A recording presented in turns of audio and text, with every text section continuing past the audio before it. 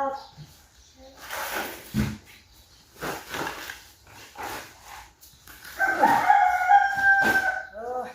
พออกมาก็จะมันอย่างยุบกั้วอยู่พี่น้องเลย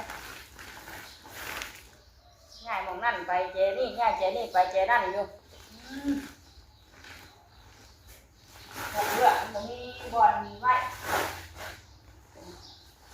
ไว้ข่าวไว้หน้าเอาจับตัวนี้มาไว้เจนี่เอาตัวนี้มาไว้เจนั่นอยู่ภาพกดชิบออกมากะกำลังเตรียมเอาเข่าไปซีพี่น้องเข่าไปนั่งสบายเนาะนั่งชั้นนี้แหละประมาณจะโฉบหมดเลยโอ้ยเด็กกะ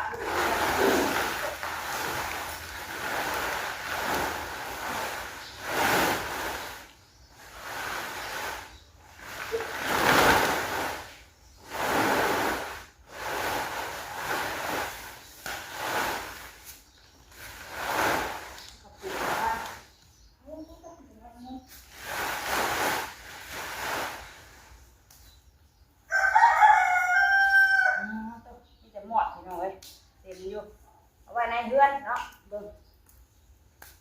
โอ้ยอ่อนเอาเขาไว้อยู่ในเฮือนแล้วก็กับอันเก็บของแน่มีหม่องไว้เนาะเพราะว่าอยู่ในครัวเฮามันก็เวลาฝนตกมามันเปียกพี่น้องเอ้ยฮ้อนกำลังเตรียมเอาข้าวไปซีไว้แน่ยามว่าฝนตกแล้วไปยากเนาะต่อหมดหลายแท้อันพี่น้องเอ้ยก่อนอื่นก็กราบทักทายสบายดีเด้อเนาะสบายดีพ่อแม่พี่น้อง FC กันเบิดสุขุสุขคนยินดีต้อนรับเข้าสู่ช่องแม่น้องคอปเตอร์คือเก่ากำลังว่าสิเตรียมเอาข้าวไปซีแล้วก็เลยไปส่งลูกอยู่โรงเรียนเลยเนาะการอยู่คนเดียวมันก็ยากลำบากอยู่ได้พี่น้องเอ้ยเนาะจักเฮ็ดหยังเฮ็ดยาแม่นเฮาเบิดเนาะเวียกนักหรือว่าเวียกผู้ชายก็แม่นเฮาสีขาวสีน้ำพี่น้องเอ้ยเนาะก็สู้ๆพี่น้องเอ้ยเนาะโอ้ฮอดๆอยู่ได้เฮือนตรงนี้จะมียังมายาห้องเก็บของจักตรงแพทตังจักแยงบ่จักยังเอามาไว้ในเบิดพี่น้องเอ้ยมุ่งเมี่ยงพุ่นน่ะเบิ่งเดี๋ยวสิปรับให้เบิ่งข้าวเฮานี่ทั้งข้าวปุข้าวพันแน่ยังได้บ่จัก30 สอบสิกุ้มอยู่บ่พี่น้องเอ้ยเนาะเพราะว่าเฮาก็ย่อขายด้วยแน่มีหันมีนี่มากก็ขายเสียค่าโน่นค่านี่เนาะค่าทางค่าประกันประกันภัยค่าพื้นค่าไฟหลายอย่างเอาปรับมาเป็นกองหลังพี่น้องเอ้ยนี่แหละข้าวก็ยังเหลืออยู่ซ้ำนี่เนาะว่าจะเอาไปซีจัก2-3 สอบบัดนี้ยันว่าเวลาฝนตกมามันเปื้อนไปยากเนาะใส่ซาเล้งเฮาแหละไปซื้อน้ำมันใส่กินนี่กระตุกกระเต็นนี่น่ะกระตุกก็ยังเหลือซ้ำนี่ก็ได้ใส่พัดลมห้างจักมันยังมันหกเหือเบิดแหละพี่น้องเอ้ยมึงเนี่ยเพราะว่าเฮานานๆที่จังเข้ามาเอามันเนาะจักยิกลุงจอยเพิ่นตัดข้าวก็เอามาไว้นี่เด้ยังเหลือจักสอบนี่เบิ่งก่อนยังบ่ได้หลายปานใดได้พี่น้องเอ้ย1 2 3 4 5 6 7 8 9 10 11 12 13 14 15 16 17 18 19 20ประมาณ20 กว่าสอบเนาะเพราะว่านั่นก็เป็นข้าวปลูกแน่เด้ข้าวปลูกเฮาจะไปวานไว้ปลูกอีแน่เนาะยังอยู่มัน20 กว่าสอบนี่แหละต่อข้าวประมาณอาจจะได้บ่60ประมาณ60ปลายแหละกับฮอด70กันเนาะข้าวก็มันว่าสีน้ำขายน้ำพี่น้องเอ้ยแต่กินมันกับบ่เบิดหลายดอกเนาะกับเกลือเป็ดเกลือไก่เฮาแน่หลายอย่างเฮาก็ได้เนาะไปจะเอาไปสีจัก3 สอบมื้อนี้ไปได้อยู่บ่ย่อได้บ่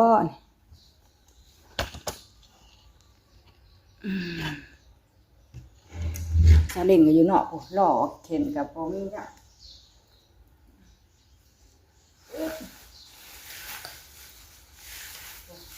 ไม่ได้เอามาปั้นง่ายๆที่จะหมดเนาะเบาก็ได้เบาก็ได้เอาไม้ห้องอยู่ยันมามันน้ำฝนถือเพิ่น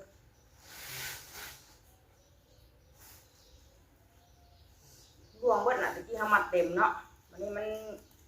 นหยุกแล้วเขามันเหี่ยวมันเบาลงเนี่ยมันหยุกลงสิ ไปคอขี้แก้วน้ำเพิ่นเอาไว้ปลูกผักเลย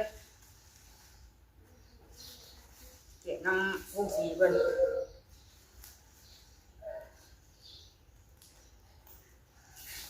ตื่นเด้อดูเด้อแต่งตัวเด้อไปเฮียนแน่มันตอนนี้ก็ห่มกลัว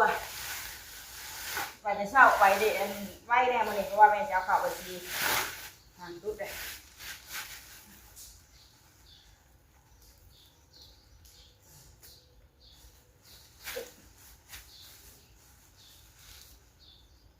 เราเป็นยังบ่ได้ใครสิกินอยู่กับพ่ออยู่ดอกแต่ผมมีกับพ่อได้แบ่งขายแน่ทำกินกับกุ้งอยู่ไม่ได้เปลืองปานใดดอกมันหมักไก่กาแน่เนาะเขาก็เอาเขานี่เกลือบางทีก็ห้ำแน่สินะ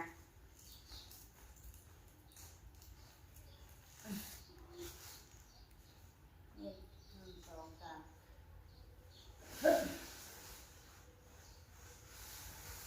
ใช่งอน้ำแม่น่ะกูหามเอ้ยงอบ่ได้แล้วนี่งอคนเดียวนี่ตุ๊กนี่หนุกเจาะหนุกแจ๊ะยังมาเลยมางอเข่าช่วยดิเนาะก่อนละกันงอเข่าใช้ใส่เท่าโซมอันนะอุ้ย ตื่นตัวนึงกันเนาะยังบ่ตื่นงอเข่าไปขายใครรับดิอยากช่วยดินี่ไปชีบ่ชีแล้วบ่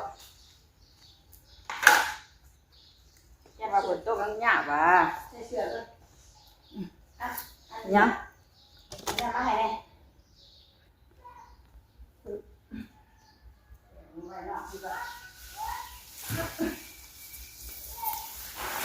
ปั่นนี่มาช่วย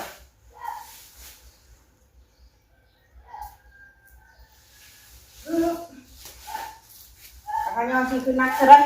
มันไปใช้ตาสั้นคือโบนะแท้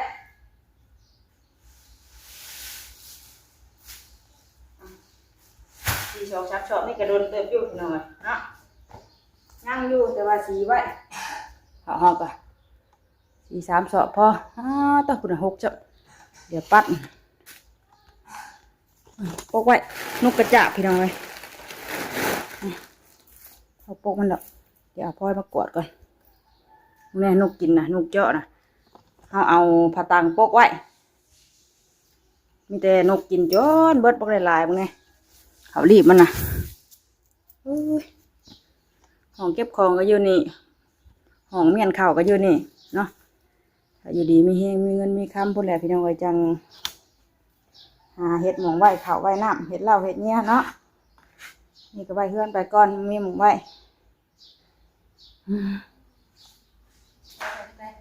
ออกพอนั่นนี่แล้วตัวใหญ่พี่ละ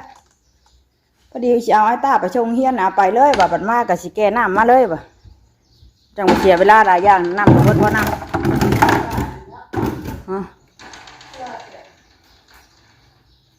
เอาจับนะครับมันนกกระจาบที่แบบไม่โดนนะสบายดีเด้อเป็นเต้าเนาะนี่นะข่าวขายช่วยไปขายเสื้อกันได้น่ะหามก็ได้เอาดึงไปได้หนึ่งกันนะข้าสายไปถูกไหม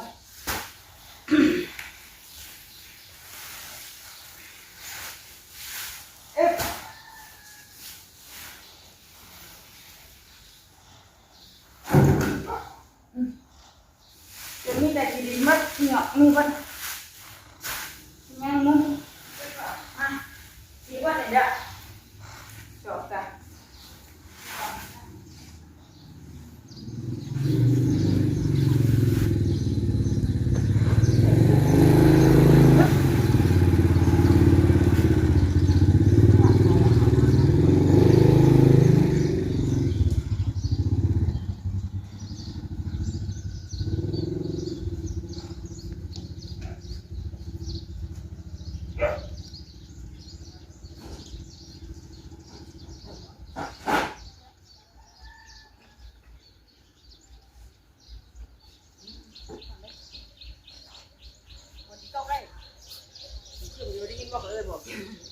บ้าจะจักเป็นยังจะไปบ้านเขาเป็นยังแน่บนโต๊ะแล้วบ้าน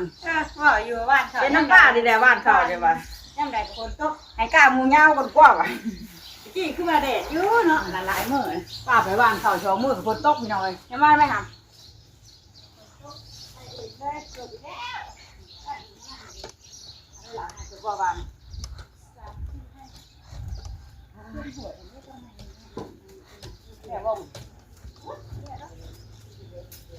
ไม่กันช่วยไปมือ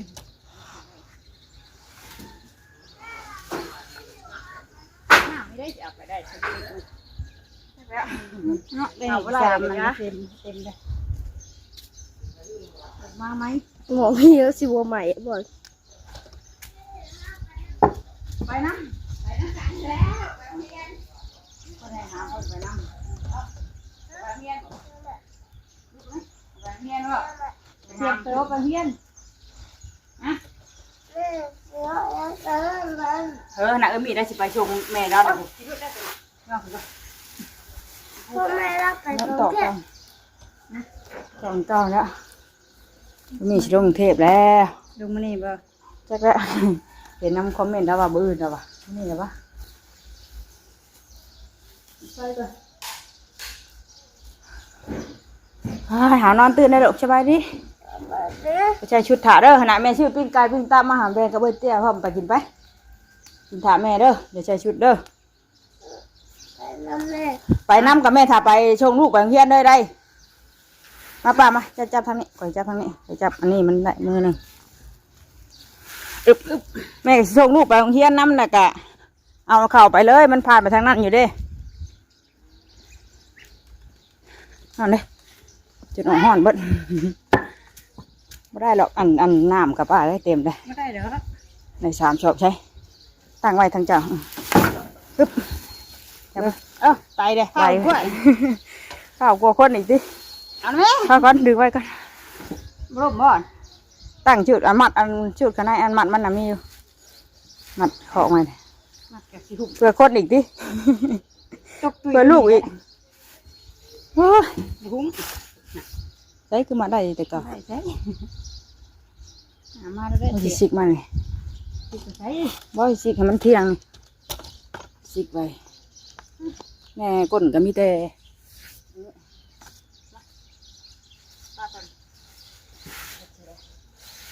ก็หุ่มดื่มแล้วหาเสียมามัดดื่มแล้ว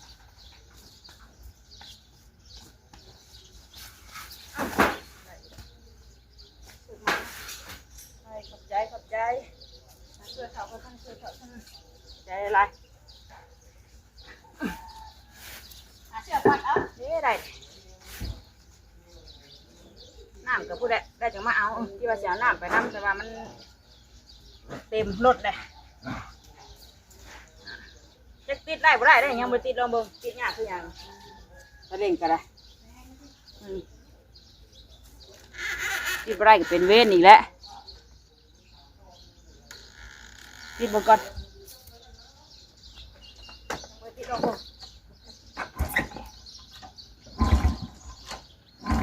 โอ้ยได้ค่ะ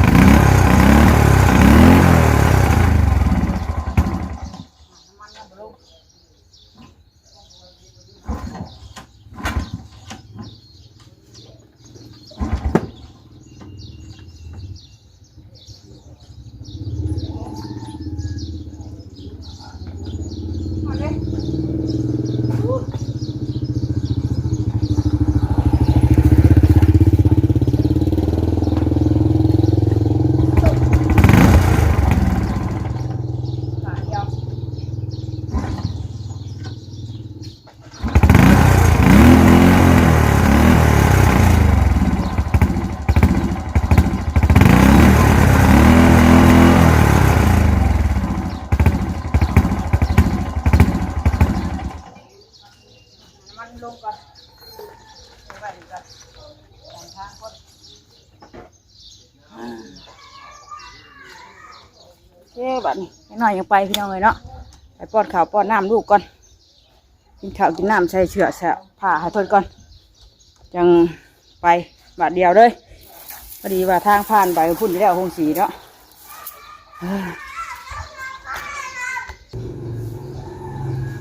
มาบัดนี้มาใส่เสื้อผ้าให้ลูกก่อนมาดูไงใส่เสื้อผ้ากินข้าวเด้อห่อนแท้เลยเนาะเนาะข้าวห่อนเพื่ออะไรบุญเนาะจะเห็นอยู่บ่ตั้งกล้องไว้กันเลย เห็นอยู่ เหลื่อมตาไปจักอันเนาะเพื่อเข้าตาไปอาบน้ำก่อนเลย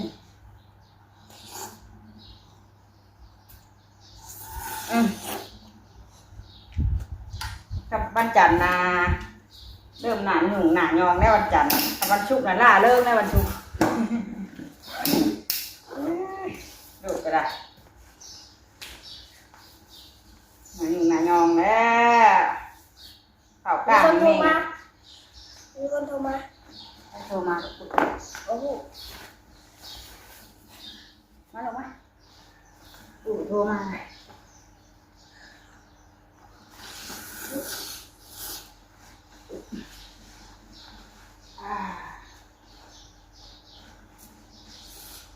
หนาเรียบร้อยเลยเรียบร้อย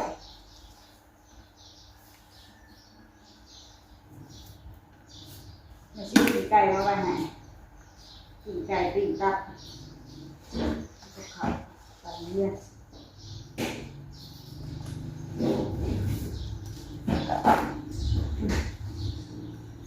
มา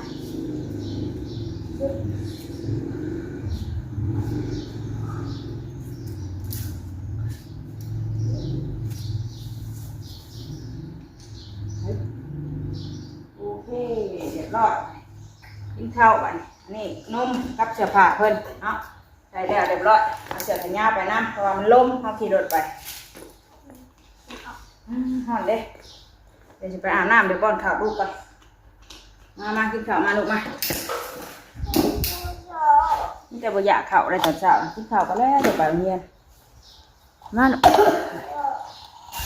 นี่นะซื้อปิ้งไก่ให้เลยข้าวห้องท้องก่อนได้ที่ข้าวแม่เลยซื้อปิ้งไก่มาเพิ่นผมไปซื้อน้ำมันมากินนายเตอร์กินต้มมีมาพี่ไว้มาพี่ลูกมาปลาดุ้งกินข้าวน้ำหลานเด้อนี่นะปิ้งไก่ปิ้งตับ โดยกับอันสบายดีเด้อเดี๋ยวตู้กับตู้สบายดีอันดื้อสบายดีเนาะ กินแบบจะจ่ายให้ลูกจะกินยังมีตับกับอันนี้ฮะไม่ล้างมือมาป้อนเด้อ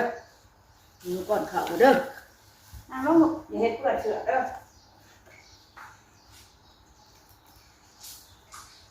ก่อนหาย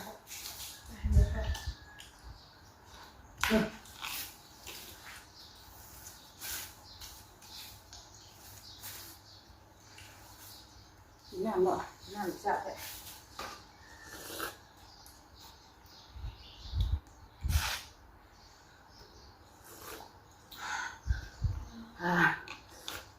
กินข้าวในอาบน้ำเดี๋ยวแม่ไปปัดเพื่อนอีกนะมาข้าวไก่เจ้าข้าวขนาดไม่ชอบไก่ตาก้ากันเอากินถาดจ้ะเดี๋ยวมาเพิ่นกินก่อนพี่น้องเนาะ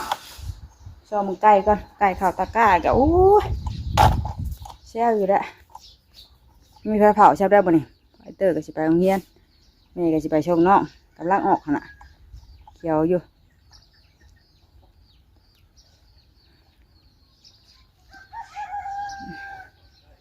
เด็ดกำลังขึ้นตะเวนกำลังขึ้นบรรยากาศจะคึมอยู่ได้พี่น้องเลยฝนช่วงสิตกอยู่ได้เนาะอ้าวเศร้าแต่เสียวเลยเชื่อบึ้งนี่ลงไปเลยฮะหยาบลงเลยเชื่อเชื่อ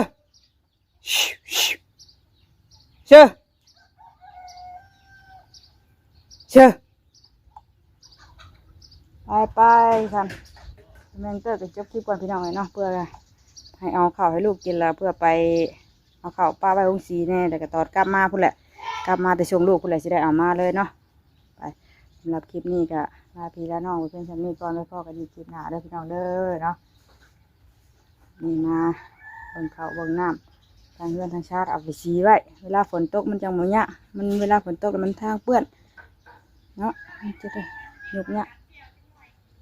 ปิกนิกกันประตูออกมาตะกี้แล้วมาไหม